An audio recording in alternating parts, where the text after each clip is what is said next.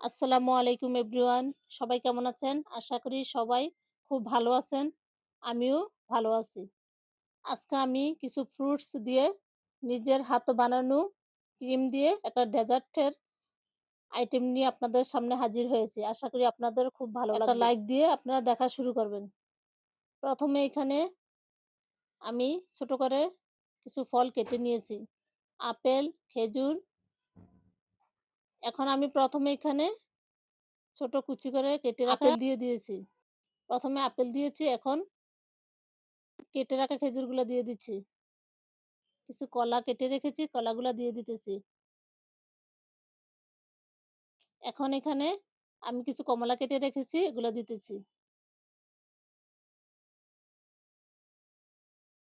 সবগুলো আমি একসাথে একটা বাটিতে নিয়ে নিয়েছি। এখন আমার নিজের হাতে বানানো কিছু জেলি করে রেখেছি, এটা দিয়ে দিলাম। এখন আমি নিজের হাতে বানানো একটা ক্রিম বানিয়েছি, এই ক্রিমটা এখন একসাথে দিয়ে দিব। অল্প, অল্প করে ক্রিমটা আমি দিয়ে সবগুলো একসাথে মেখে নিব। আপনারা কে কোথায় থেকে আমার এই ভিডিও দেখতেছেন, সবাই আমাকে কমেন্টে জানাবেন। আমি আপনাদের কমেন্টে রিপ্লাই দিব। যারা আমার সাবস্ক্রাইব করেন নাই, যে বন্ধুরা তারা সাবস্ক্রাইব করে আমার সাথে থাকবেন। আর ফেসবুক পেজ থেকে দেখে থাকলে লাইক দিয়ে, ফলো দিয়ে আমার এভাবে সাথে সবগুলো থাকবেন আমি সবসময়। একসাথে মেখে নিব।